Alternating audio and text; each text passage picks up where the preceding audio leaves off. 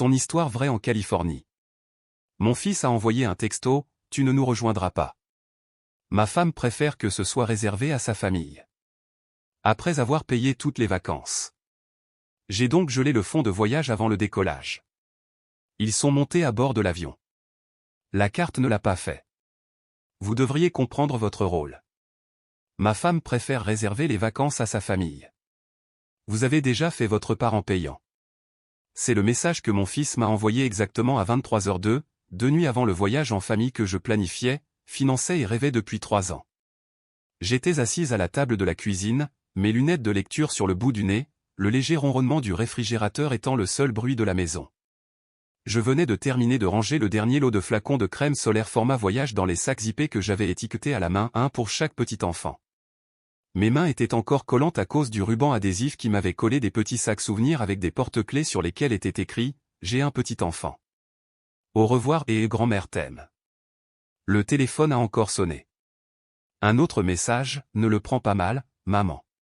Ce n'est pas personnel. C'est juste plus simple comme ça. Je n'ai pas répondu. J'ai fixé l'écran lumineux jusqu'à ce qu'il s'éteigne. Puis je l'ai posé face cachée sur la table. Il n'a pas appelé. Il n'a pas dit merci. Il n'a même pas pris la peine de mentir avec gentillesse, juste un remaniement froid et silencieux de la famille, où la femme qu'il a élevée était devenue, selon ses propres termes, ne fait pas partie de sa famille. Je savais que les choses changeaient. Ce n'était pas seulement la façon dont Tania, ma belle-fille, me corrigeait devant les enfants, ou la façon dont elle levait les yeux au ciel quand je racontais des histoires de l'époque où mon mari et moi avions visité Hawaï pour la première fois pendant notre lune de miel. Ce n'est même pas ainsi qu'elle a commencé à organiser des fêtes chez sa mère et qu'elle a oublié de le mentionner jusqu'à la veille. Non. Ce qui m'a tout dit, c'est la façon dont elle m'a regardé. Pas à travers moi, mais au-delà de moi. Comme une serveuse qui avait déjà déposé l'addition. Pourtant, je n'aurais jamais pensé que Nathan accepterait. Il m'a écrit une fois des cartes pour la fête des mères qui m'ont fait pleurer. Il avait l'habitude de m'apporter des tulipes roses chaque mois de mars, même après avoir déménagé hors de l'État. Quand il était petit, il disait à ses professeurs que j'étais son meilleur ami. J'ai gardé le dessin qu'il avait fait en 2e année, celui où je portais une cape, et la légende disait « Ma mère sauve la situation ». Apparemment, je ne faisais plus partie de cette histoire. J'ai regardé le petit sac de voyage que j'avais préparé. À l'intérieur se trouvaient 2 robes d'été que je n'avais pas portées depuis des années, une photo de mon défunt mari que j'avais prévu de poser sur la table du dîner lors de notre soirée à la plage, et une petite boîte d'allumettes pour la bougie que je voulais que nous allumions tous en sa mémoire. La bougie était à la lavande, son parfum préféré. Je nous imaginais debout sur le sable, pieds nus, tandis que le soleil plongeait dans l'océan. J'imaginais mon petit-fils me tenant la main et me demandant « Est-ce que grand-père aimait aussi la plage ?» Et je dirais, il l'aimait tellement qu'il m'a fait venir ici avant qu'on puisse se le permettre. Il l'aimait encore plus parce qu'il le partageait avec moi. Mais cela n'arriverait pas maintenant. Parce que je n'ai pas été invité. J'avais payé pour la villa en bord de mer. J'avais réservé les vols. J'avais organisé les transferts aéroports, les billets pour le LUO, les cours de snorkeling, les paniers petit déjeuner. J'avais passé des heures au téléphone avec un agent de voyage, pour m'assurer que les lits étaient suffisamment moelleux pour les enfants et que les allées étaient suffisamment plates pour le genou douloureux de la mère de Tania.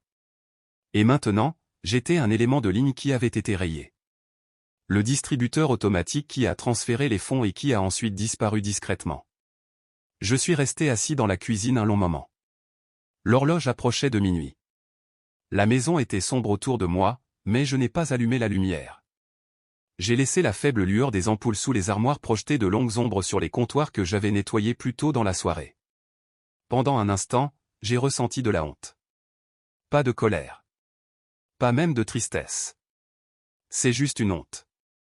Le genre silencieux et douloureux qui vous fait vous sentir comme un idiot désespéré. J'ai pensé à l'appeler. J'ai même décroché le téléphone. Mais que dirais-je? Ça fait mal. Il le savait. Tu as changé. Bien sûr qu'il l'avait fait. S'il vous plaît, laissez-moi venir. Je ne pouvais pas mendier. Pas après tout ce que j'avais donné. Je repose le téléphone.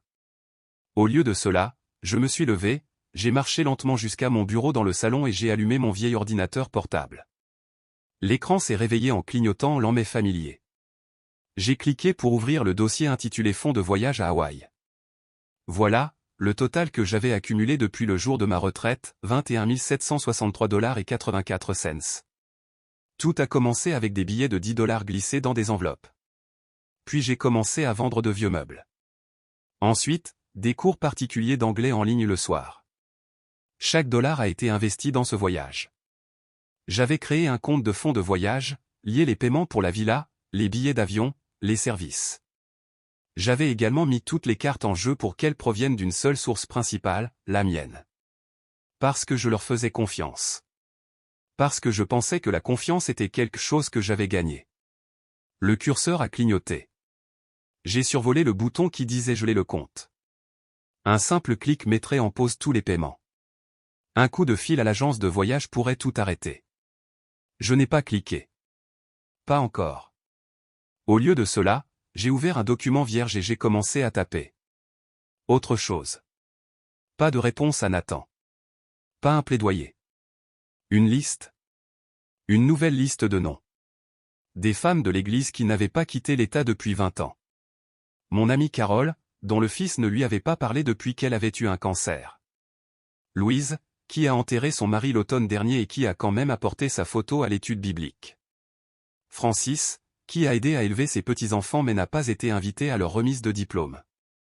Beverly, qui m'a dit le mois dernier que personne n'avait jamais pris de photo d'elle sur la plage. J'ai enregistré le fichier. Ensuite, je suis retourné à la page de la banque. J'ai cliqué geler. Une petite boîte est apparue. Êtes-vous sûr de vouloir suspendre toutes les transactions liées? J'ai cliqué oui. Un autre message. Toutes les cartes liées seront désactivées immédiatement. Oui. Puis je me suis assis, j'ai fermé l'ordinateur portable et j'ai pris une profonde inspiration. J'ai récupéré le sac souvenir que j'avais confectionné pour mon plus jeune petit-fils. J'ai sorti le porte-clés et je l'ai placé sur la table. Puis j'ai déballé les autres, un par un. Et pour la première fois en 3 ans, je me suis laissé imaginer un autre type de voyage. Un endroit où je n'étais pas indésirable. Pas un fardeau. Pas une note de bas de page. Mais un hôte. Et j'ai souri. Pas par vengeance. Mais de quelque chose de plus fort. Clarté. Tout a commencé avec un pot. Un vieux pot maçonne que je gardais derrière la farine dans le placard de la cuisine. Je l'ai appelé le pot à rêve, même si personne ne le savait à part moi. Chaque fois que je sautais un petit achat ou une bouteille de vitamines, un film à louer, une nouvelle paire de chaussons, je prenais cet argent en liquide et le glissais dans le pot. Au début, ce n'était pas grand-chose. 5 $ par-ci, 12 par-là. Mais au fil du temps, cela a grandi. Tranquillement. Comme l'espoir a tendance à le faire. J'ai économisé pendant 3 ans. J'ai annulé mon abonnement au câble. J'ai arrêté d'acheter mon thé préféré. J'ai donné des cours particuliers en ligne à des étudiants pour gagner un revenu supplémentaire, même lorsque mes articulations me faisaient mal et que mes yeux me brûlaient. J'ai baissé le chauffage la nuit et j'ai porté des chaussettes doubles. J'ai décliné les invitations à déjeuner, disant à mes amis que j'avais eu un mois difficile. Ils ne savaient pas que je mettais chaque centime dans ce pot. Pourquoi? Pour un souvenir. Pour un dernier beau moment en famille. Hawaï n'était pas seulement une destination. C'était un symbole. James et moi y étions allés pour notre lune de miel. Nous n'avions que 24 ans, à peine mariés, et fauchés au possible. Nous avons partagé une seule valise et partagé des sandwichs à l'heure du déjeuner. Il a été tellement gravement brûlé par le soleil le 2e jour qu'il a porté un drap comme une cape pour le reste de la semaine. Nous avons ri plus que jamais. Après sa mort, je me suis fait une promesse silencieuse. J'emmènerai la famille là-bas. Je laisserai les petits-enfants voir ce qu'il a vu. Laisser Nathan sentir le sable sur lequel son père a marché autrefois. Peut-être que cela nous reconnecterait. Peut-être que cela lui rappellerait d'où il vient. De celui qu'il a aimé en premier. Alors j'ai planifié. J'ai recherché des villas qui pourraient nous héberger tous les 9. J'ai appelé l'agent de voyage une 12aine de fois pour me renseigner sur les dispositions relatives au lit, les besoins alimentaires et l'accès en fauteuil roulant pour la mère de Tania.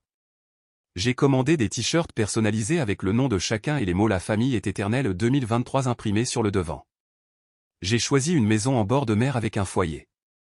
Je nous imaginais assis autour, allumant des bougies une par une, chacun de nous disant un mot pour décrire James. J'apporterai sa photo, celle où il rit, la tête renversée en arrière, le soleil dans les cheveux. Et je le tiendrai pendant que nous disions tous quelque chose de bien. J'ai imaginé le silence. Puis des larmes. Puis le rire. Mais surtout, j'imaginais être vu. Être remercié. Être détenu. Rien de tout cela ne s'est produit. Parce que quelque part en chemin, j'ai arrêté de faire partie du tableau. Et je ne parle pas seulement de la métaphore. Je veux dire littéralement.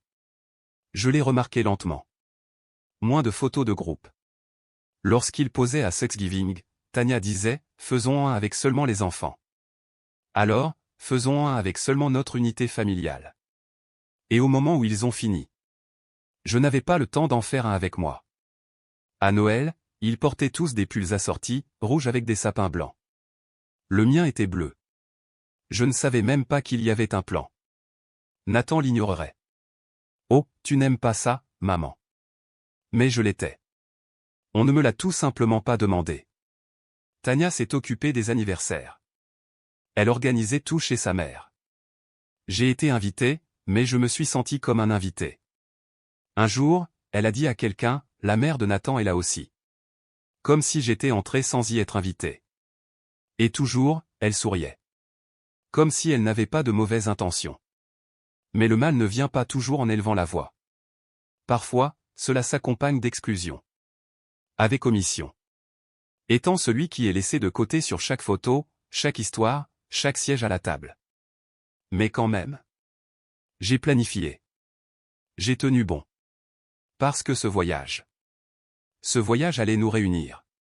Parce qu'une fois que nous étions tous sous ce ciel hawaïen. Avec les vagues qui murmurent contre le rivage. Avec les vagues chuchotant contre le rivage, je croyais que tout allait revenir à sa place.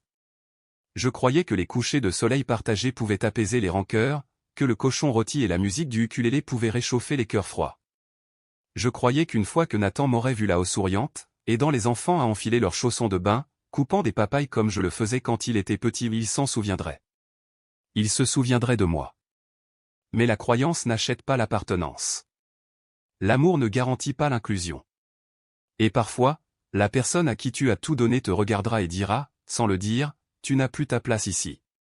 J'ai donc élaboré un plan différent. Pas seulement pour me venger, et pas seulement pour prouver que j'avais encore de la valeur. Mais pour la joie. Un voyage avec des femmes qui savaient ce que cela signifiait d'être exclues. Qui pleureraient à la vue de l'océan, non pas parce qu'ils regrettent quelqu'un, mais parce qu'ils n'auraient jamais pensé le voir un jour dans cette vie. J'ai imaginé Beverly riant tandis que la marée touchait ses pieds, Carole tenant un ananas frais comme si c'était un trésor, Louise passant ses doigts sur la roche de lave noire en chuchotant, il aurait adoré ça. J'imaginais allumer cette bougie à la lavande avec eux, dire le nom de James et les entendre dire Amen. J'imaginais une vraie chaleur, pas celle qui vient du sang, mais celle de la gentillesse. Et quand j'ai fermé les sacs de souvenirs pour la dernière fois et placé le seul porte-clés que je gardais, le mien, dans mon sac à main, j'ai su quelque chose avec certitude. C'était toujours un voyage en famille. Ce n'est tout simplement pas celui que j'avais prévu. Et c'était peut-être le cadeau dont je ne savais pas avoir besoin. Et les enfants crient dans le sable. Peut-être que l'amour suffirait à le leur rappeler. C'est l'histoire que je me suis racontée. C'est le rêve que j'ai construit, fait de sacrifices, petit et silencieux. Jusqu'à ce texte. Ce seul texte qui a transformé un rêve de 3 ans en un rejet de 3 secondes. Vous avez déjà fait votre part en payant. Soudain, chaque thé sauté, chaque nuit froide, chaque heure de cours passée à plisser les yeux devant un écran me semblait stupide. Je n'avais pas construit un pont, j'avais construit un piédestal. Un endroit qu'il n'avait jamais prévu de visiter. J'ai pensé aux bougies que j'avais emportées, au moment où je nous imaginais nous tenant la main près du feu. Mais la vérité m'a frappé comme une vague se brisant brusquement contre le rocher. Il ne voulait pas de mes histoires. Il ne voulait pas de mes souvenirs. Il voulait juste mon argent. Et maintenant qu'il l'avait, il voulait que je disparaisse. Cette nuit-là, je suis allé au placard et j'ai déballé mon sac. J'ai posé la bougie à la lavande sur la table à côté de la photo de James. Puis je me suis assise dans le silence et je me suis demandé quelque chose qu'aucune mère ne devrait jamais avoir à demander. Quand suis-je devenu un fardeau dans la famille que j'ai construite? Le matin après le texte, je me suis réveillé plus tôt que d'habitude. Non pas parce que j'avais un endroit où aller, mais parce que je ne pouvais pas dormir. J'entendais sans cesse ces paroles dans ma tête. Pas même sa voix, juste ces mots. Vous avez déjà fait votre part en payant. Je me déplaçais dans la maison comme un fantôme. Plier la même couverture 2 fois. Redresser des cadres photos déjà droits. Essuyer le comptoir de la cuisine même s'il était impeccable. Le silence s'accrochait à moi. Ça bourdonnait dans les murs. Plus tard dans l'après-midi, j'ai ouvert mon courrier électronique pour vérifier un reçu d'épicerie. Et c'est à ce moment-là que je l'ai vu. Objet, passage final de la famille Awa de l'avocat. Envoyé par l'agence de voyage. J'ai cliqué sans réfléchir. Un aperçu complet des horaires de vol, des heures d'enregistrement à la villa, des excursions, des réservations de dîner, des prises en charge des voitures de location, tout ce que j'avais travaillé si dur à organiser. J'ai fait défiler lentement les pages, les yeux scrutant à la recherche de confirmation de ce que je soupçonnais déjà, mais que je ne voulais pas affronter. Il y avait 8 noms. Nathan. Demande. Leurs 2 enfants. Les parents de Tania. La sœur de Tania. Le petit ami de la sœur de Tania. Pas à moi. Pas maman. Pas Marilyn. Nulle part. 8 billets d'avion. Laissez-passer de bienvenue de Huilet. 8 invités se sont inscrits à la villa. Je n'étais pas l'un d'eux. Je fixais l'écran, la main survolant la souris. Puis j'ai zoomé. Peut-être qu'il y a eu une erreur. Peut-être que j'étais sous « invité 9 ». Peut-être qu'il m'avait ajouté séparément. Peut-être. Mais il n'y avait pas d'autres attachements. Aucune réservation latérale. Aucune confirmation séparée. Juste 8. Je suis resté assis là pendant un long moment. Puis j'ai refermé l'ordinateur portable doucement, comme s'il risquait de se casser si j'allais trop vite. Ce soir-là, Tania a appelé. Pas Nathan. Demande. Sa voix est trop joyeuse. Nous sommes en train de terminer nos bagages, a-t-elle gazouillé. J'espère que tout est réglé de ton côté financier. Je crois que le dernier paiement arrive demain, non? Je n'ai pas répondu tout de suite. Puis j'ai demandé doucement, Y a-t-il quelque chose que vous voulez que j'apporte? Une pause. Un silence brusque et gêné. Apporter, répéta-t-elle. Oh non, non. Tu n'as rien à apporter. J'ai poussé doucement. Je me demandais si je devais emporter des jeux ou des goûters pour les enfants pour le vol. Je sais que parfois, ils ont le mal des transports. Elle m'a interrompu, toujours souriante, mais avec une voix d'acier maintenant. Marilyn, on s'occupe de tout. Tu n'as vraiment pas à t'inquiéter.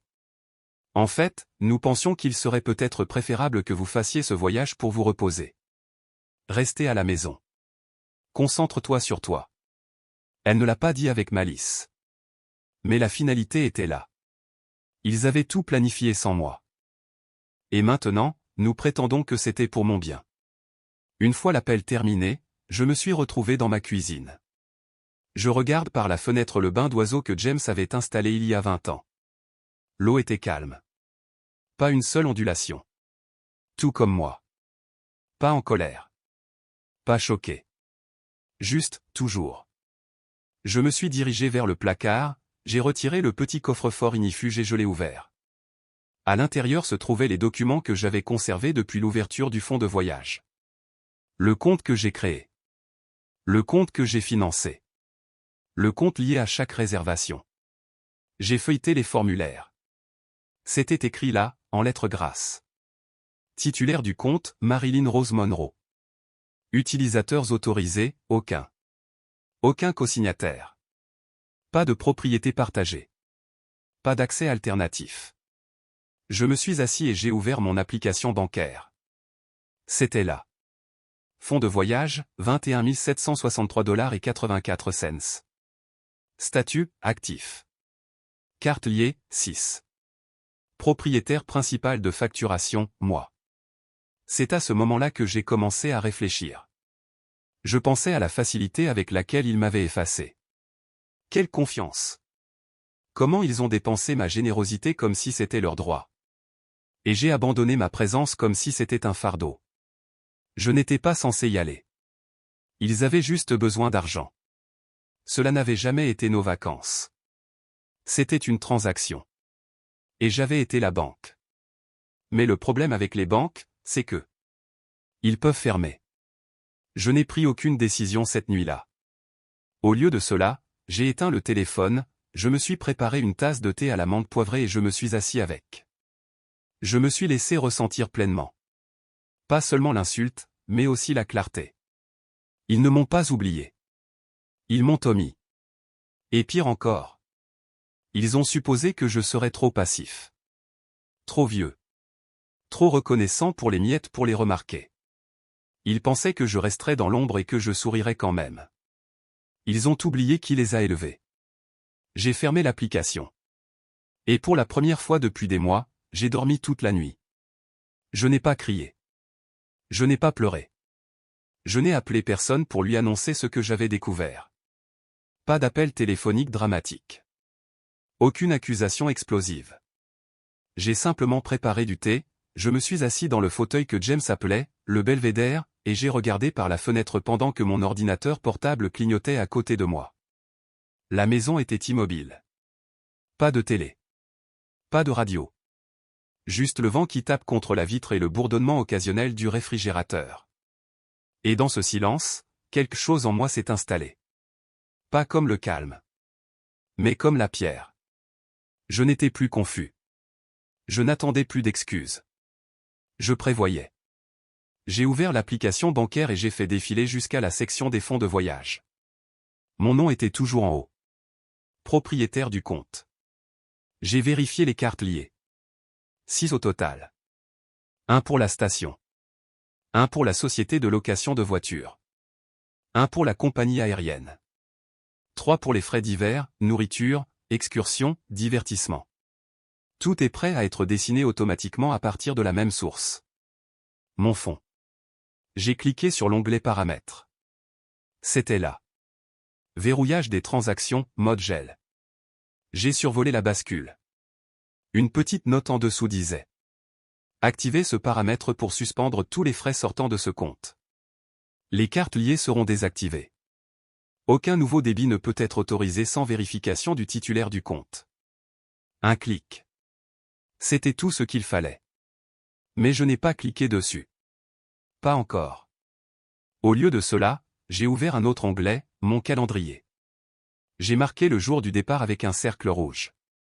Ils devaient quitter LAX à 10h45, heure locale. S'ils arrivaient 2 heures plus tôt pour l'enregistrement, cela signifiait que je voudrais que le gel commence vers 8h15. Juste au moment où ils faisaient la queue à la porte, certain que tout avait été payé. Ce serait le moment où les cartes cesseraient de fonctionner. Mais seulement si je leur disais de ne pas le faire. Seulement si je gardais le silence assez longtemps. Pourtant, je n'ai pas appuyé sur le bouton. Pas encore. Parce qu'une fois que vous décidez d'arrêter de jouer le rôle que les gens vous assignent. La bonne mère. La grand-mère généreuse. Le supporter souriant qui ne demande jamais rien en retour. Il n'y a pas de retour possible à ce masque. Et je voulais être sûr. Alors je leur ai donné une dernière chance. Juste une. J'ai envoyé un message à Nathan. Simple. Doux. Faites-moi savoir si vous avez besoin d'aide avec les sacs ou les collations des enfants avant le voyage. Je peux apporter des bracelets supplémentaires contre le mal des transports pour Olivia. Pas de réponse. 1 heure s'est écoulée. 2. J'ai pu voir que le message avait été lu. Toujours rien. Non merci. Aucune reconnaissance. Pas de « nous vous apprécions ». Juste rien. C'est à ce moment-là que j'ai su. Il n'y a pas eu de malentendu. Il ne s'agissait pas d'un problème de communication. Ou l'oubli. Ou les préférences de Tania. Il s'agissait d'une question de droit. À propos de la cruauté silencieuse des gens qui pensent que l'amour est une transaction à sens unique. J'étais le coffre-fort. Et ils encaissaient. Mais plus maintenant. Je suis retourné à l'application bancaire. Mon doigt planait à nouveau. Puis, sans hésitation. J'ai cliqué. L'icône est devenue bleue. Le message mis à jour. Mode gel activé.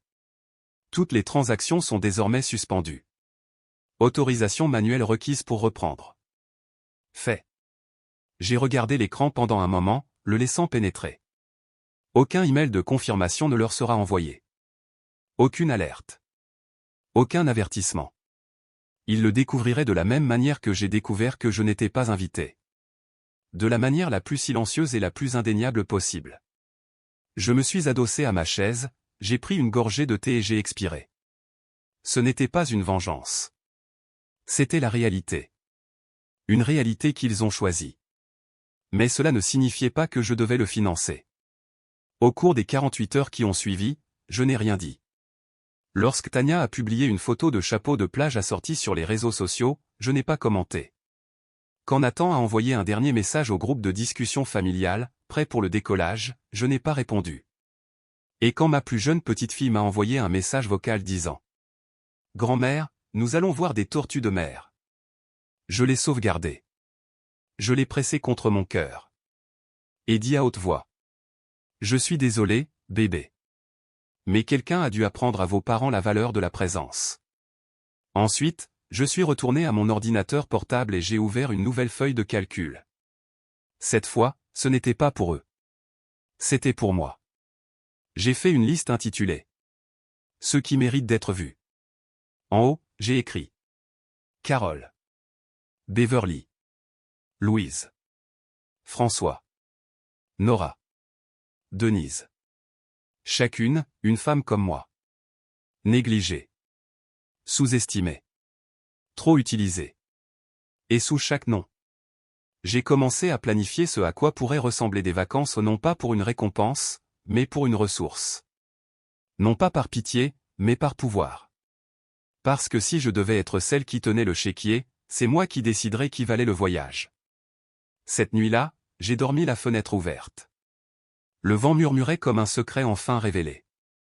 Ils avaient fait leurs valises. Leurs cartes d'embarquement étaient imprimées. Ils pensaient que la seule chose qui leur restait était le vol.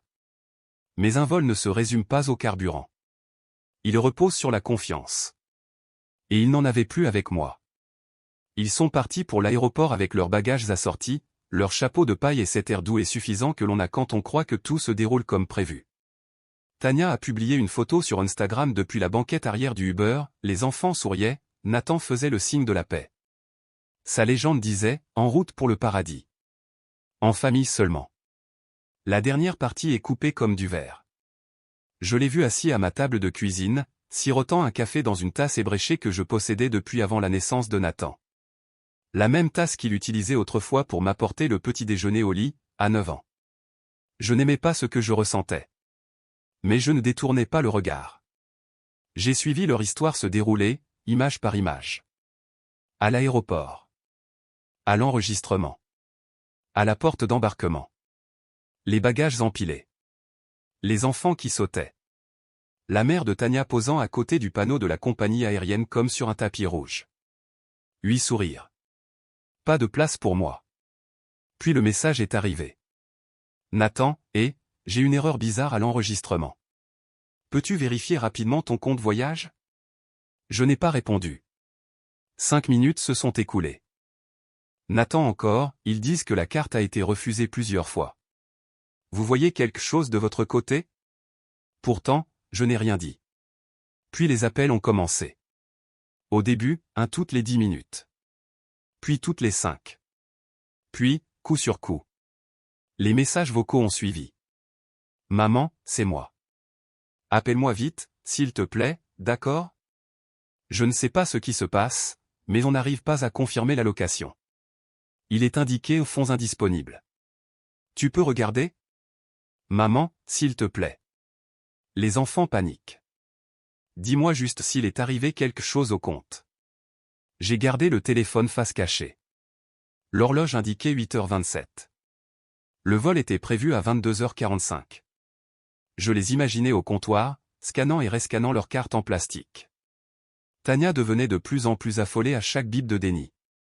Ses parents posaient des questions acerbes à voix basse. Nathan transpirait, essayant de faire comme s'il avait toujours le contrôle. Puis, un message vocal est arrivé avec un ton différent, un murmure bas et urgent. Maman? Je ne sais pas ce que tu as fait, Mais si c'est à cause du SMS, est-ce qu'on peut parler, s'il te plaît? Aucune excuse. Aucun aveu. Juste une proposition de parler, maintenant que leur plan avait échoué. Et pourtant, je n'ai rien dit. Le complexe m'a ensuite appelé, pas sur mon téléphone, mais par email. Objet, demande d'annulation de réservation confirmée. Chère mademoiselle Monroe. Nous avons traité l'annulation demandée pour votre réservation de villa. Suite au blocage de votre compte, les frais associés ont été annulés, conformément à votre autorité en tant que titulaire unique du compte. Aucune autre action n'est requise. Nous espérons vous accueillir à nouveau dans le futur. Je l'ai lu une fois. Puis deux. Et enfin, je me suis permis un petit soupir amer de soulagement. Ils ne seraient pas les bienvenus. Ni là-bas. Ni maintenant. Ni peut-être jamais. À 10h40, Nathan a envoyé un nouveau SMS. On embarque. Appelez-moi, s'il vous plaît. Mais je ne l'ai pas fait. Ils ont décollé sans aucun endroit où atterrir. Car l'argent n'est une garantie que s'il est soutenu par la confiance et ils avaient brisé la leur. À midi, j'avais plus de 50 appels manqués de Nathan, de Tania, et même de sa mère. Je n'ai plus écouté les messages vocaux. Je suis plutôt allé me promener. L'air était chaud. Les oiseaux gazouillaient. Un voisin m'a fait signe de la main et m'a demandé si j'allais quelque part pour les vacances de printemps. J'ai souri et j'ai dit, pas encore, mais bientôt. À mon retour, le téléphone avait enfin cessé de sonner. Il y avait désormais un nouveau message. Nathan, écoute, si c'est à propos de ce qu'on a dit, on a peut-être fait une erreur, d'accord? Je ne sais pas. Les choses ont mal tourné. Mais les enfants sont là. Ils sont ravis. On peut encore arranger ça. S'il te plaît, débloque le compte. Je te promets qu'on en reparlera à notre retour. Je fixais l'écran. Ils voulaient des vacances et reporter les excuses. Ils voulaient le pardon sans confession. Ils voulaient que je finance leur joie tandis qu'ils exilaient la mienne. Alors non. Je n'ai pas débloqué le compte. Je n'ai pas répondu au message. Et je ne me suis pas expliqué. Parce que je ne leur devais rien. Parce que parfois, le silence est la seule réponse assez forte pour être entendue. Le remboursement est arrivé 2 jours après leur vol. Cela arrivait sous forme de petites notifications, une par une. D'abord le complexe hôtelier. Ensuite, la société de location de voitures. La compagnie aérienne. Les taxes et frais. Les forfaits touristiques. La caution pour le chef privé. Les colliers de fleurs. Le luau. L'excursion de plongée avec tuba. Tout est revenu. Tout est inversé. Tout est à nouveau à moi. Mon compte de voyage, autrefois vidé par l'amour, était à nouveau plein. Mais cette fois, l'amour ne serait pas aveugle. Cette fois-ci, je le passerai différemment. Pas pour les apparences. Pas pour les gens qui me considéraient comme un portefeuille avec des rides. Cette fois, je la consacrerai à ceux qui savaient ce que valait la mémoire, car eux aussi avaient vécu une vie de don sans être vus. J'ai ouvert mon carnet, le même que j'avais utilisé pour noter les chansons préférées de James, ses vieilles recettes de pêche et les noms de tous ses petits-enfants. J'ai tourné la page et j'ai écrit 3 mots en haut. Les femmes oubliées. En dessous, j'ai commencé à lister les noms. Carole de l'église, une veuve dont les enfants n'étaient pas venus lui rendre visite depuis Saint-Noël. Francis qui portait encore son alliance, même si son mari l'avait quitté il y a 30 ans. Beverly qui s'occupait d'un frère atteint de démence et dormait sur un lit de camp à côté de son lit d'hôpital. Nora qui m'a dit un jour, le pire dans la vieillesse, ce n'est pas la douleur. C'est l'invisibilité. Lucille, mon ancienne voisine, une bibliothécaire à la retraite qui n'avait jamais vu l'océan. Edil qui m'a un jour emmené à la clinique quand je me suis tordu la cheville et qui ne m'a jamais laissé lui rendre l'appareil. J'ai passé 6 appels téléphoniques. Chaque conversation était la même.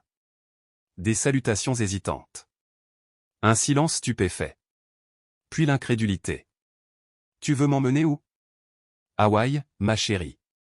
Pour une semaine. Pas de prise. Mais, pourquoi moi? Parce que quelqu'un devrait le faire. Parce que tu comptes. Cette fois-ci, j'ai fait les réservations sous mon propre nom. Une villa. 6 femmes. 7 jours. Pas de tag. Pas de hashtag. Non réservé aux familles légendes. J'ai appelé l'agent de voyage et lui ai donné différents noms. J'ai demandé des lits séparés et une grande table suffisamment grande pour que nous puissions tous nous asseoir ensemble chaque soir. Ensuite, je suis allé à la boîte sous mon lit. À l'intérieur se trouvait la photo de James que j'avais prévu de placer à la tête de notre table familiale. Son sourire toujours aussi vif. Toujours aussi malicieux. Toujours le mien. J'ai fait agrandir la photo et l'encadrer, non pas en or, mais en noyer tendre, le genre de bois qui devient plus foncé et plus beau avec le temps. Je l'ai emballé dans du papier bulle et je l'ai placé soigneusement dans ma valise. Quand nous sommes arrivés à la villa perchée au-dessus de l'océan, où les palmiers se balançaient comme des danseurs lents et où l'air salé embrassait votre peau avant même que vous ne vous en rendiez compte, j'ai franchi la porte d'entrée et j'ai posé cette photo sur la table à manger. Personne ne l'a remis en question. Personne ne m'a demandé de le déplacer. Cette nuit-là, nous étions assis ensemble sous des lumières suspendues, le bruit des vagues chuchotant à travers les portes ouvertes. Carole portait une écharpe aux couleurs vives et continuait à remplir le vin de tout le monde. Beverly apportait un toast à, enfin, être dans un endroit où je n'avais pas à faire le ménage. Francis a pleuré en voyant la vue depuis sa fenêtre. Nous n'avons pas parlé de ceux qui nous ont oubliés. Nous avons parlé de ceux dont nous nous souvenions. Nous n'avons pas comparé les cicatrices. Nous avons montré à l'autre la force qui était en nous. Et mon James observait tout cela depuis le centre de la table. Son sourire ne s'estompait jamais. Chaque soir, nous allumions une bougie à côté de sa photo. Chaque femme a dit une chose qu'elle aurait aimé que quelqu'un lui dise quand elle avait 30 ans. Je te vois. Tu as le droit de te reposer. Tu n'as pas à gagner l'amour. Votre histoire compte. Tu n'es pas un fardeau. Tu n'es jamais invisible. La dernière nuit, nous avons marché sur le rivage en silence. Les étoiles étaient si proches qu'on aurait pu en glisser une dans sa poche. L'eau nous enveloppait les chevilles. La lune transformait chaque ride, chaque courbe, chaque cicatrice en argent. J'ai regardé autour de moi les femmes qui étaient à côté de moi, des femmes qui avaient donné sans rien demander, aimé sans limite, enduré sans applaudissements, et j'ai réalisé quelque chose. Je ne les avais pas simplement emmenées en vacances. Je les avais ramenées à la maison. L'un à l'autre. À eux-mêmes. Pour rappeler que la mémoire, lorsqu'elle est partagée avec les bonnes personnes, devient plus qu'un simple éclair. Elle devient un héritage. Le courriel est arrivé 3 jours après leur retour. Je revenais tout juste d'une promenade matinale. L'océan murmurait encore à mes oreilles. Ma valise était à moitié déballée. Un ananas à moitié mangé était emballé dans le réfrigérateur. L'odeur du frangipanier imprégnait encore mes vêtements. Je me suis assis à mon bureau, j'ai ouvert ma boîte de réception et c'était là. Objet, je veux juste clarifier les choses de la part de Nathan. Je l'ai regardé pendant un long moment avant de cliquer. Salut maman. On est de retour. Ce n'était, eh bien, pas tout à fait comme on l'avait imaginé. Beaucoup de choses ont mal tourné, évidemment. Et je suppose que c'était en partie de notre faute. Je ne dis pas que tout a été parfaitement géré. On aurait peut-être pu mieux communiquer. Au fait, Tania te salue. Elle était vraiment stressée et ne voulait pas t'exclure comme ça. Je pense qu'elle voulait juste que le voyage se déroule d'une certaine manière. Tu sais comment elle gère les choses. Bref, je me suis dit, peut-être qu'on a été injuste. Peut-être qu'on a fait une erreur. Mais on est à la maison maintenant, et on essaie de faire le tri. Honnêtement, les enfants sont perdus, et on essaie de les protéger de trop de drames. Cela dit, nous sommes un peu dans une situation financière délicate. Nous avons dû réserver plusieurs choses à crédit, et la situation s'aggrave. Je voulais donc vous demander, si vous le pouvez, pourriez-vous envisager de nous restituer la compte que nous avons versée pour le voyage? Ou même une partie? Je sais que tu te sens probablement blessé, mais on est toujours une famille. Dis-le-moi. Nathan. Je l'ai lu une fois. Et puis encore. Puis une 3e fois. À chaque fois, mes yeux revenaient sur une phrase.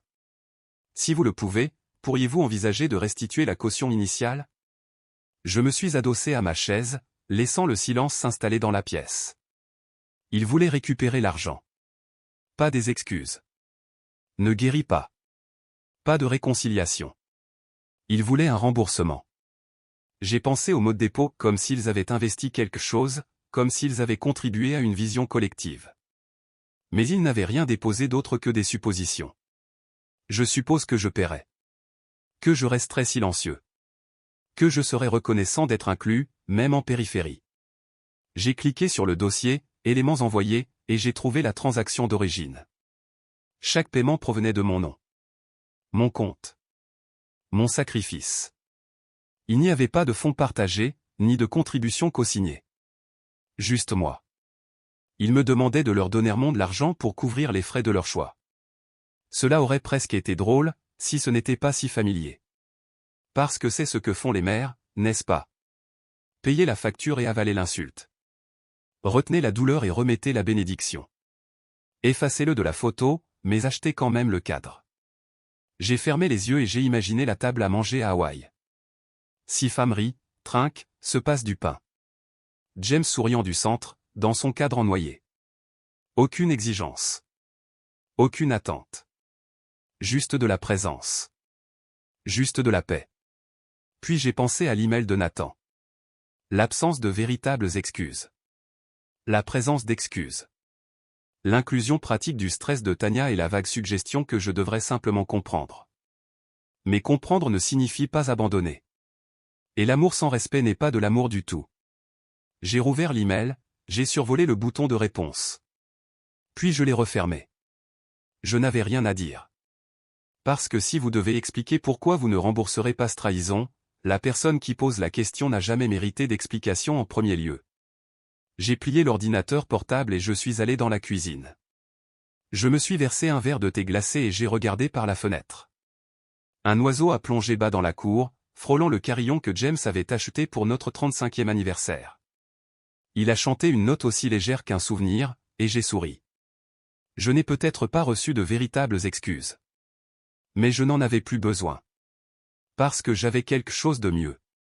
J'avais de la clarté. Et j'avais gardé ce qui était à moi. Je me suis assis sur la plage, les orteils enfouis dans le sable chaud et indulgent, regardant la marée monter comme le souffle lui-même.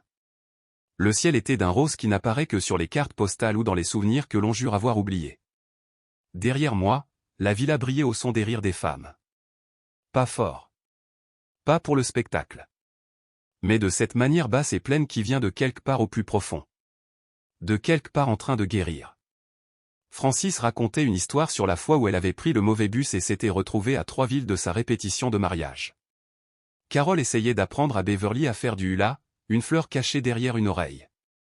Doit chanter une vieille berceuse à voix basse. Et Nora, la douce Nora, s'écrivait une carte postale, adressée à la maison à laquelle personne n'avait écrit depuis plus de 10 ans, disait-elle. Je les ai regardés et j'ai pensé. Voilà à quoi ressemble une famille quand personne n'essaie de s'impressionner les uns les autres. Juste une présence. Juste de la joie. Juste la permission d'être. Il m'a fallu beaucoup de temps pour comprendre que l'amour ne vient pas avec le volume. Cela vient avec cohérence. En se présentant. Avec l'écoute. Choisir quelqu'un même quand il ne nous convient plus. Ce soir-là, après le dîner, nous nous sommes réunis dehors sur la terrasse. J'ai sorti la bougie au lavande la dernière que j'avais apportée. 7. 6 étaient déjà allumées. Chacune par une femme différente. Chacun de porter un souvenir, un nom, un adieu qu'il n'avait jamais été autorisé à dire à voix haute. Maintenant c'était mon tour. J'ai placé la photo de James au centre de la table. Les femmes se turent. Je tenais l'allumette dans ma main. Ceci, dis-je doucement, était censé être pour eux tous, pour ma famille. Mais je pense que c'était peut-être prévu pour ça depuis toujours. J'ai craqué l'allumette. La flamme s'est enflammée, puis s'est stabilisée. J'ai allumé la bougie et j'ai regardé la cire commencer à fondre, lentement et sûrement, comme le temps lui-même. L'une des femmes, Beverly, s'est approchée et a touché ma main. Je ne pensais pas ressentir ça à nouveau, murmura-t-elle. Paix. Gratitude. Comme si j'avais de l'importance. Elle m'a regardé, les larmes aux yeux. Et je ne pensais pas que cela viendrait de quelqu'un comme toi. Quelqu'un comme moi, demandai-je en souriant. Quelqu'un qui sait, dit-elle. Ce que c'est que de tout donner et d'être quand même laissé sur le pas de la porte. Je n'ai pas répondu. Je lui ai juste serré la main un peu plus fort. Après que la bougie ait brûlé un moment, Je me suis levé et j'ai marché jusqu'au bord de la plage. Les femmes me suivaient, lentement, pieds nus, chacune portant un coquillage, ou un ruban, ou un seul nom écrit dans sa poche. Nous avons formé un cercle dans le sable. Pas de cérémonie. Pas de scénario. Juste le silence. Et puis je l'ai dit. Pas pour eux. Même pas à James. Mais à la partie de moi qui avait le plus besoin de l'entendre. Je ne suis plus triste. Parce que je ne l'étais pas. Je n'étais pas en colère non plus. Je n'attendais pas que Nathan m'appelle. Je n'espérais pas que Tania réaliserait ce qu'elle avait fait. Je n'attendais pas de retrouvailles larmoyantes où tout le monde comprendrait enfin tout ce que j'avais porté. J'avais arrêté de le porter. Et pour la première fois depuis des décennies, je me suis senti léger. J'ai pensé à cet email. Cette tentative pathétique et calculée de transformer les excuses en négociations. J'ai pensé aux années que j'ai passées à essayer d'être suffisant pour des gens qui ne me voyaient que lorsqu'ils avaient besoin de quelque chose. Et j'ai souri. Ce n'est pas le genre de sourire que l'on affiche lors des réunions de famille où l'on vous tend une assiette en carton et où l'on vous dit de vous asseoir à la table des enfants parce qu'il n'y a plus de place. Non. C'était le genre de sourire qui apparaît quand on réalise que l'on n'a jamais été le problème. Vous faisiez simplement de votre mieux pour des gens qui avaient déjà décidé que ce n'était pas suffisant. C'est alors que les mots sont venus, silencieux comme le vent. La gentillesse engendre le sentiment d'avoir droit à quelque chose. Alors j'ai effacé cette gentillesse. Et maintenant, je ne dois plus rien à personne. Non pas parce que j'étais amer. Parce que j'étais enfin libre. Libéré des attentes qui ne m'avaient jamais épuisé. Libéré du poids de la fausse appartenance. Libéré de la performance de la maternité qui exigeait des sacrifices constants sans jamais être demandé. Et vous? Je me suis tenu sur le rivage et j'ai laissé les vagues venir à moi. Ils se sont enroulés autour de mes chevilles et ont tiré sur le sable comme s'ils disaient « laisse tomber ». Alors je l'ai fait. J'ai abandonné le rêve d'une famille qui me réserverait une place. J'ai laissé tomber la maison que j'avais contribué à construire mais dans laquelle je n'avais jamais été accueilli. J'ai abandonné cette quête silencieuse et sans fin d'approbation que j'avais déjà gagnée 1000 fois. Et ce qui restait était ceci. Une poignée de femmes. Une villa qui brille derrière nous. Le sourire d'un mari figé sur une photo. Et un cœur qui ne demande plus à être vu. Je me suis retourné et je les ai regardés. Ma famille choisie. Et j'ai pensé. Je n'ai jamais été abandonné. J'ai simplement trouvé ceux qui marchaient sur mon chemin. Si cette histoire a touché quelque chose de profond en vous. Si vous avez déjà donné votre cœur à une famille qui vous a oublié. Si vous avez déjà été effacé et avez dû vous réécrire. Alors tu appartiens à cet endroit. Cette histoire vraie de grand-mère, où le silence devient force et la mémoire devient pouvoir. Nous racontons des histoires que personne d'autre n'ose raconter. Des mères abandonnées. Des femmes qui ont enduré. Des héritages reconstruits. Pas avec du bruit, mais avec la vérité. Alors si vous croyez que la gentillesse n'est pas une faiblesse mais une sagesse qui attend. Si vous croyez qu'être oublié n'est pas la fin de votre histoire mais le début d'une meilleure. Abonnez-vous à Accent Grave Histoire vraie de grand-mère aujourd'hui. Parce que quand une grand-mère parle, le monde écoute enfin.